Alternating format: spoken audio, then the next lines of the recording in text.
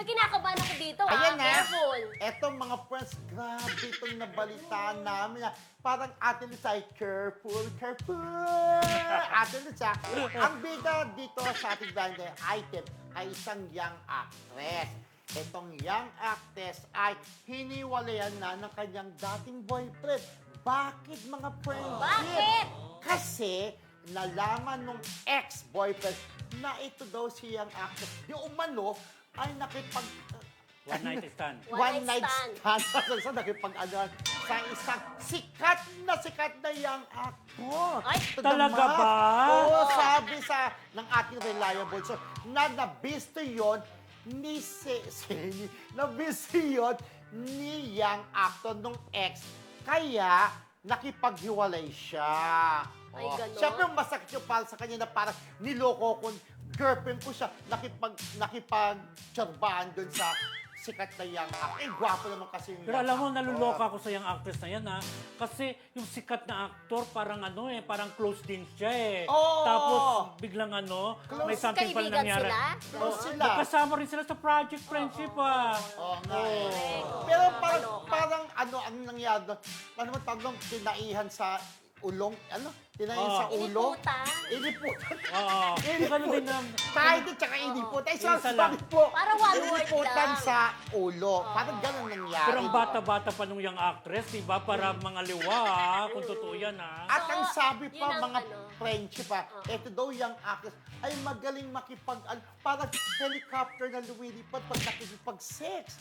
Parang Walang, helicopter. alam mo, nakarating sa akin yan, Sabi. wala raw hugutan friendship. Ay, Oo. parang Jack Lowe ba yung tawag doon, yung hindi natatanggal? Basta, Ha? careful. Basta ganun Huwag ka friendship. mag- ano, Magaling daw sa helicopter ang young Hindi actress. kaya, Ang hugutan. hindi kayo bago yung naging artista, pilota.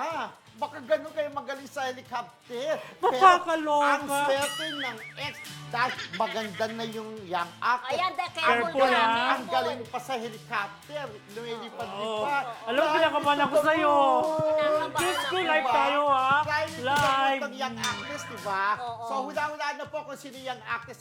Ang dami yung actress sa Pilipinas, ha? Oo. Kaya maghula-hula kayo kung sinong tinutukoy Dapat namin. inacting mo, pero mahirap po yung acting mo. Oh, eh. Nag-helicopter naman siya. Dapat ikaw yung babae ko helicopter. Oh, Ako yung young Hindi actor, pwede. ha? Kasi- Ikaw, helicopter ka, ganun. Masisira yung image ko. Masisira yung image Pero ko. ganito friendship Huwag na talaga. yun. Ang young actress na yan, ito pang nakakaloka, friend. Alam mo ba, may chismis din sa young actress na yan. Na nung parang nabangi-bangi daw sila, friend. Nag-order rin sila ng dalawang young actor. May kanyang chismis din. Ganyan ba talaga yung young actress na yan? Kasi itong young actress naman. Careful, ha? Live tayo. Kaya naman.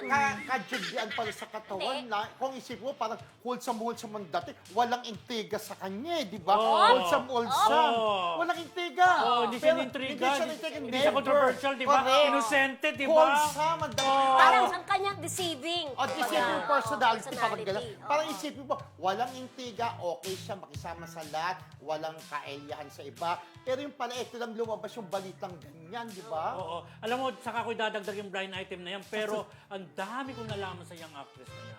Diyos ko, yan pala yung katikatera. Yan.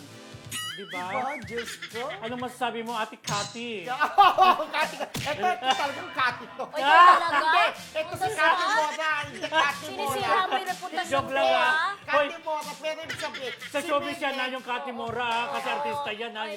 Sa showbiz linggoy, Si Cathy yung Mora. Cathy Mora, Ay, Makate, hindi po di yung ba? totoo. Ay, Ikaw fairness dito. talaga. Ito, Best friend kita, pinapahamak mo. Hindi, ko, ito. ah. Nilalaglag mo siya, Nilalaglag mo ko, Ito, ah. hindi to kati-kati. Isipin mo, matagal nang walang jowa, hindi naghahanap. In Pero, fairness sa kanya. alam mo yung young actress Ang totoong talaga. Kati, ikaw, no? Kaya huwag mo i-ano sa akin. Ayan, napin ko na si Mildred na naman. Pero ito tayo Nanonood talaga. ang anak ko, no? Ay, Kiel. Yung biruan lang, ha? Biruan lang. yung Kiel, ha? Oo. Yan. Pero ito talaga, friend, yung young actress talaga, naluloka ako sa kanya kasi napaka-wholesome. Tapos, pag mabalita mo yung mga pinagagawa, dahil pa ang mga Viva Max star, di ba? Oo, di ba? Kaya minsan kasi yung mga Viva Max star, akala mo sila yung mga palaban, pero sa personal, sila yung mga Oo, yung Pa- matitino. Tama. Oo. Minsan yung mga Kasi- naive, parang mga naive, hindi Oo. makabasag pinggan, yung pa talaga yung sinasabing ano, di ba? At saka alam naman natin, minsan gusto nyo yung wholesome, yun ang nauunang nabubuntis kaysa sa mga sexy Totoo yun, star. totoo. Yes, Diba? oo, kahit sa Oo. totoong Tingnan natin buhay. Kung maagang mabubuntis itong young actress na tinutukoy namin. Pahula-hula na po kung sino po ang young actress na bida sa aming blind item na di umano'y nakipag one night stand sa isang sikat na aktor at magaling daw sa kama nakikipag-helicopter. Yan, hula-hula.